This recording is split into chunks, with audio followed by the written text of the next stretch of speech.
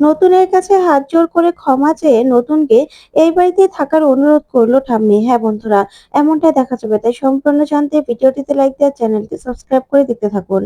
গল্পের শুরুতেই দেখা যায় মিঠি নতুনকে জড়িয়ে ধরে কাঁদে আর বলে, মারো, আমাকে মারো, আমাকে শাসন করো। আমাকে শাসন করনি বলেই তো আমি এতটা অবাধ্য হয়ে গেছিলাম, আমি এতটা খারাপ হয়ে গেছিলাম। আমাকে শাসন করো তুমি নতুন কাকু, শাসন করো। তখনই নতুনও এই কথা শুনে কাঁদতে থাকে। ওদিকে কমলিনীও। তখন মিঠি বলে, প্লুটো আমাকে ছেড়ে চলে গেছে। এখন যদি তো সব আমার কাছের মানুষগুলো আমাকে ছেড়ে এক এক করে চলে যায়, তাহলে আমি কি করে বাঁচবো বলো তো? আমি তো বাঁচতে চাই নতুন কাকু, আমি বাঁচতে চাই। তুমি প্লিজ চলে যেও না, চলে যেও না তুমি, তাহলে তো আমি মরে যাব। তখন নতুন জড়িয়ে ধরে বলে, এ কথা বলে না মিঠি, এ কথা বলে না। আমি যাব না মা, আমি যাব না। তখন তো খুশি হয়ে যায় করছি সহ সবাই। তখন নতুন বলে, কিন্তু আমাকে একটা কথা দিতে হবে মিঠি। তখন মিঠি বলে, আমি আর কোনোদিনও খারাপ ব্যবহার করব না, কোনোদিনও অপমান করব না নতুন কাকু। তুমি যা বলবে আমি তাই শুনবো। তখন নতুন বলে, আমি চেয়েছিলাম তুই পড়াশুনো করবি, পড়াশুনো করে অনেক বড় হবি, তোকে আমি পড়াশুনো করাবো, তুই অনেক দূর যাবি মিঠিমা। তাই আমি চাই তুই আর যাই করিস না কেন, তুই ঠিকঠাক মতো পড়াশুনো করবি, আমার স্বপ্নটাকে পূরণ করবি। তখন এই কথা শুনে খুশি হয়ে যায় সবাই। তখন তো দেখা যাবে মিঠিকে নতুন বলে, হ্যাঁ, আমি দুই হাত দিয়ে তোকে তৈরি করতে চাই, যাতে যাতে তোকে দেখে সবাই সবাই গর্বিত হয়। তখন মিঠি বলে, তুমি যা বলবে আমি তাই করব, সব কিছু করব আমি, পড়াশুনো করব, সব করব, শুধু তুমি তুমি আমাকে ছেড়ে চলে যাবে না। তখন তো মিঠিকে আবার জড়িয়ে ধরে বলে, না মা, আমি কোথাও যাব না, কোথাও যাব না, আমি আমি এখানেই থাকবো, এখানেই। তখন এই কথা শুনে খুশি হয় মিঠি।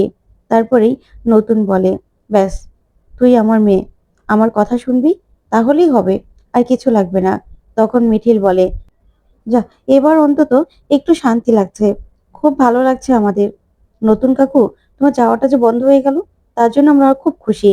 তখনই বাবিল বলে, যাক, বুকের উপর থেকে একটা কষ্ট সরে গেল।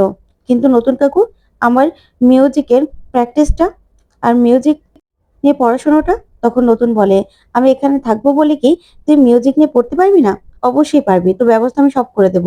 তারপরে দেখা যাবে প্রাঞ্জল বলে, নতুন, যাক, এতক্ষণে অন্তত তুমি মিঠির কথা শুনলে, তোমার যাওয়াটা তো বন্ধ হলো। তখন নতুন বলে, কি করব কাকুমণি, আমি তো কষ্ট পেয়েছিলাম, আঘাত পেয়েছিলাম, এখন আমার সব কষ্ট দূর হয়ে গেছে। তখন প্রসূন বলে, যাক মিঠিমা, তুই অন্তত এতদিনে একটা কাজের কাজ করেছিস, তোর নতুন কাকুকে যেতে দিসনি। এর জন্য না তোর কাছে সব সময় সব সময় আমরা কৃতজ্ঞ থাকবো। তুই অন্তত এই কাজটা ভালো করেছিস, অনেক ভালো করেছিস মা। তখন কুর্চি বলে, হ্যাঁ রে মিঠি, তোর কাছে আমি সারা জীবন কৃতজ্ঞ থাকবো। তুই মধ্যে ছোট, কিন্তু আজকে অনেক বড় একটা কাজ করেছিস, অনেক বড়। নতুন দা চলে গেলে না, যে কষ্টটা আমরা পেতাম, এতদিন না কাছে মানুষটা ছিল বলে আমরা বুঝতে পারিনি যে নতুন দা আমাদের কি, কিন্তু আজকে বুঝতে পেরেছি যে মানুষটার জন্য আমাদের কত কষ্ট হচ্ছে। মিঠিমা, তুই একদম ঠিক কাজ করেছিস, তোর নতুন কাকুকে তুই যেতে দিসনি, তার জন্য সত্যি সত্যি আমরা সবাই তোর কাছে কৃতজ্ঞ থাকবো। তখনই নতুন কমলিনীকে বলে, কমলিনী, তুমি কিছু বলবে না? আমি চলে না যাওয়াতে তুমি কি খুশি হওনি? তখন কমলিনী কিছুই বলতে পারে না, খালি তাকিয়ে থাকে। তারপরে দেখা যাবে নতুন নতুন বাবিলকে বলে, বাবিল, এতগুলো মানুষ এখানে আমরা আছি, সবার খাওয়া দাওয়া করতে হবে তো দুপুরের, আমার যাওয়াটা তো ক্যান্সেল হয়ে গেল। এবার গৃহস্থ বাড়ি, সবাই কি না খেয়ে থাকবে নাকি? যা, সবার জন্য খাবার নিয়ে আয়। তখন বাবিল বলে, ঠিক আছে ঠিক আছে, এখনই যাচ্ছি। তারপরে দেখা যাবে মিঠি এখনো কাঁদছে। তখন নতুন বলে, এ কি মিঠিমা, তোর জন্য আমি যাওয়া ক্যান্সেল করে দিলাম, আর তুই এখনো কাঁদছিস? তুই এভাবে কাঁদলে কিন্তু আমি কিন্তু আবারও আবারও চলে যাওয়ার সিদ্ধান্ত নেব। তখন মিঠি জোরে ধরে বলে, আর কাঁদবো না আমি নতুন কাকু, আর কাঁদবো না। তারপরে দেখা যাবে মিঠিল আর মিঠি মিলে ওই বাড়িতে সবাইকে একসঙ্গে ডেকেছে। তখন কমলিনীর বাবা বলে, আচ্ছা মিঠিল, আমাদের কেন ডাকলে, বলবে তো? তখন মিঠিল বলে, হ্যাঁ, আমার একটা কথা বলার আছে তোমাদের, এবার সবার সামনে আমি বলবো। তখনই বড় ঠাম্মি বলে, মিঠিল, নিজের বিয়ের কথা বলবি? তোরা তো আবার আজকালকার ছেলে মেয়ে, নিজেদের বিয়ের কথা নিজেরাই বলিস, তাই আমাদের না শুনতে ভালোও লাগে। বল, নিজের বিয়েটা কবে করবি? কবে? বিয়ের দিন তো এগিয়ে আসছে, তাহলে বলতে তো হবে। তারপরেই দেখা যাবে লক্ষ্মী দেবী নতুনকে বলে, কিরে নতুন, তুই যে আমার সঙ্গে একটা কথাও বলছিস না?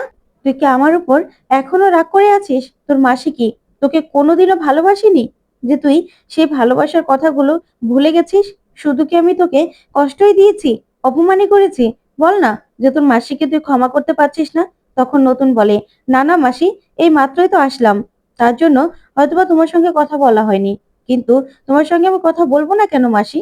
তখনই ঠাম্মি বলে, আমি না হয় একটা ভুল করেই ফেলেছি, সেই জন্য তোরা আমাকে ক্ষমা করতে পারবি না?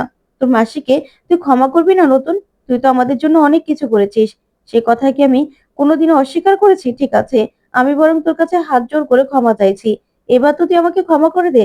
তখনই নতুন ঠাম্মির কাছে ছুটে আসে আর এসে বলে, না না মাসি, এটা তুমি কি করছো? তুমি কেন আমার কাছে হাত জোর করে ক্ষমা চাইবে বলো তো? তোমার কি দোষ আছে? তোমার তো কোনো দোষ নেই। আমি আমি কি তোমাকে ক্ষমা করার যোগ্য বলো তো?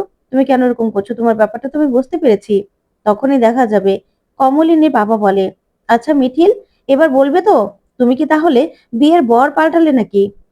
আমার তো মনে হচ্ছে তুমি ওই বরকে আর বিয়ে করবে না। তখনই বাবিল বলে, হেমা, দাদু, তুমি এসব কি বলছো? কি বলছো বলো তো? বর কেন পাল্টাবে?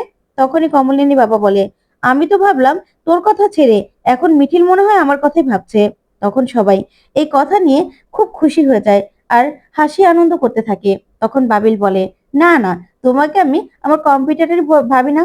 তখন কমলিনীর বাবা বলে, কেন কেন, আমার কি বয়স হয়েছে নাকি যে আমাকে তোর প্রতিদ্বন্দ্বী ভাববি না? তখন মিঠিল বলে, আচ্ছা, আমি আমার বক্তব্য রাখছি। আচ্ছা, তখন নতুন বলে, আচ্ছা, যা বলার বলো না। কি শুরু করেছো তোমরা, বলো তো? বলো, কি বলবে তাড়াতাড়ি বলো। তখন মিঠিল মিঠিকে বলে, আচ্ছা মিঠি, তুই বল। তখন মিঠি বলে, না মিঠিল দি, তুমি বলো, তাতে আমি পরে বলছি।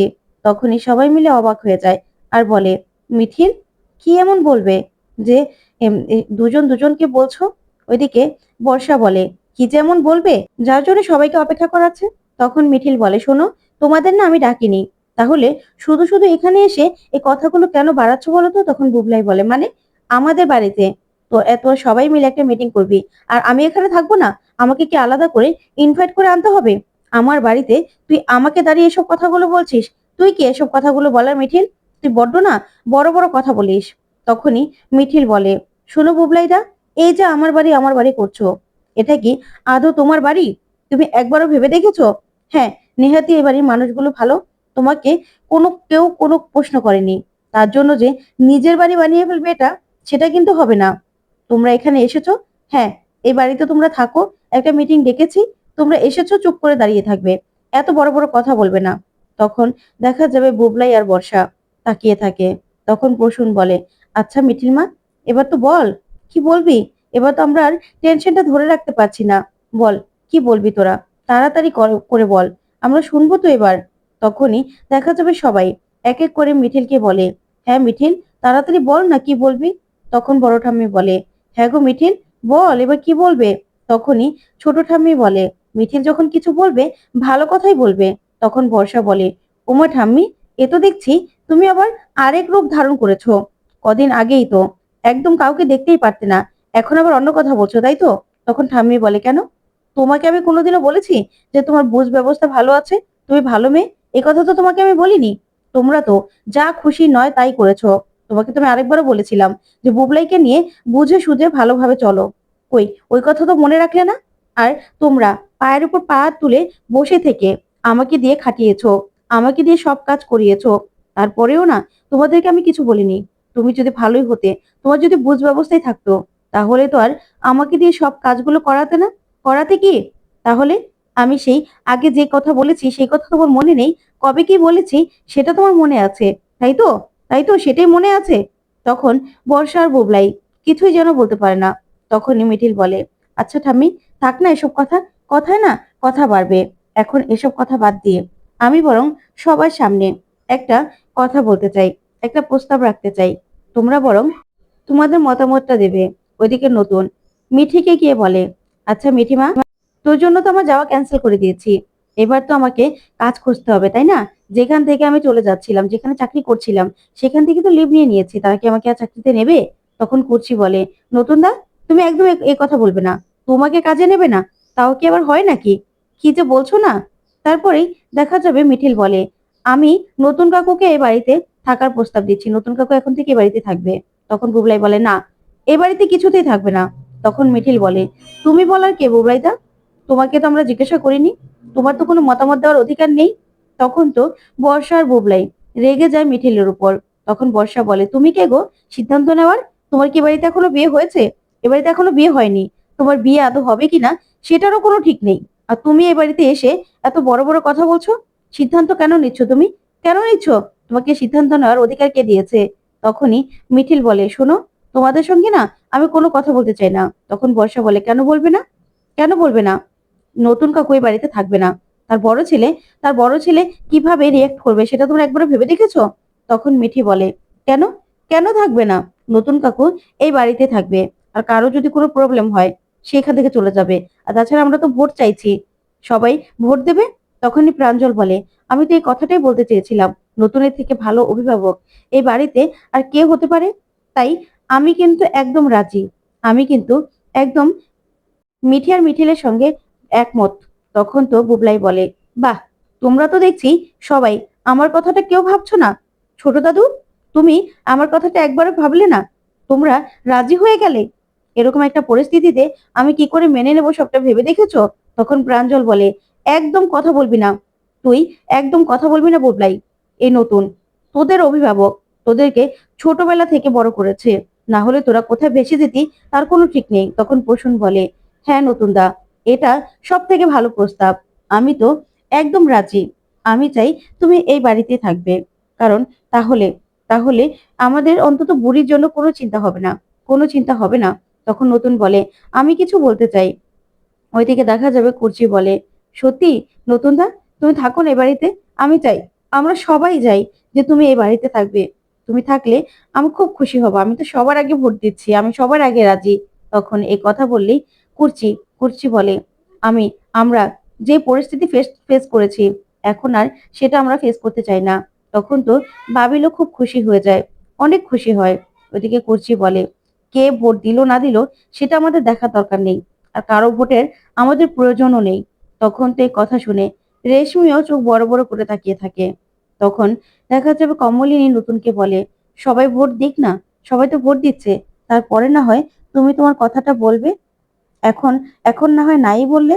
তখন দেখা যাবে কমলিনীর মা বলে, আমি তো অনেক খুশি। কারণ এই বাড়িতে যে আমার বুড়ি মায়ের ছেলে আর ছেলে বউ আছে, ওরা কখন কি করে ফেলবে আমার বুড়ি মায়ের সঙ্গে তার তো কোনো ঠিক নেই। আমি তো ওদেরকে একদম বিশ্বাস করতে পারি না। এই তো শুনলাম টাকা টাকার গয়না নিয়ে কি ব্যাপার হলো। এতে তো এদেরকে বিশ্বাস করা যায় নাকি? তার থেকে নতুন এই বাড়িতে থাকলে অন্তত আমরা নিশ্চিন্ত থাকবো। নিশ্চিন্ত থাকবো আমরা। তখন এই কথাতে বুবলাই বলে, দিদান, তোমরা কি বলতে চাইছো? তখন বর্ষা বলে, কি বলছো তুমি? ওইটার সঙ্গে এটা কি তুলনা করা হলো নাকি? তখনই কমলিনী মা বলে, একদম বেশি কথা বলবে না।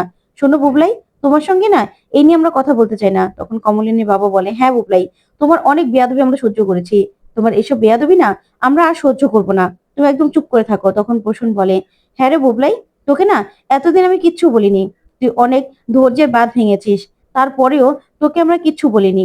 এবার না অন্তত চুপ থাক। তো সংসারটা কি আদৌ ঠিক আছে? ঠিক নেই তো। তাহলে তো সেই সংসারটা নিয়ে এত কিসের বড়াই তোর? তোর মা তোর জন্য এত কিছু করলো, তোর নতুন কাকু তোর জন্য এত কিছু করলো। এই মানুষটা তোদেরকে তোদেরকে নিজের ছেলে মেয়ের মতো মানুষ করেছে। আর সেই মানুষটার সঙ্গে কিনা তোরা এরকম ব্যবহার করতে পারছিস? পারছিস তোরা এরকম ব্যবহার করতে? তখনই দেখা যাবে বাবিল বলে, আমি যে আজকে কত খুশি কি বলবো। তখন বড় ঠাম্মি বলে, নতুন, তুমি না কি যেন বলতে চাইলে, বলো। তখন নতুন বলে, হ্যাঁ বড় ঠাম্মি, বড় মাসি, আমি বলছি, আসলে আমার পক্ষে এ বাড়িতে এসে থাকা সম্ভব নয়। আমি এ বাড়িতে থাকবো না। তাহলে কমলিনীর কমলিনীর জন্য সেটা অনেক অপমানজনক হবে। আর অনেকেই কমলিনীকে খারাপ চোখে দেখে অনেক অপমান করবে। সেটা আমি কিছুতেই সহ্য করতে পারবো না। তখনই বর্ষা হাসি আর বলে, বাবা, নতুন কাকু, এখন তো দেখছি বৌঠানের থেকে সোজা কমলিনীতে পৌঁছে গেছেন। এটা আপনার, এটা একজন বড় ছেলের জন্য কতটা অপমানের কথা সেটা আপনি বুঝতে পারছেন? আপনি তার বড় ছেলের সামনে তাকে কমলিনী বলে ডাকছেন।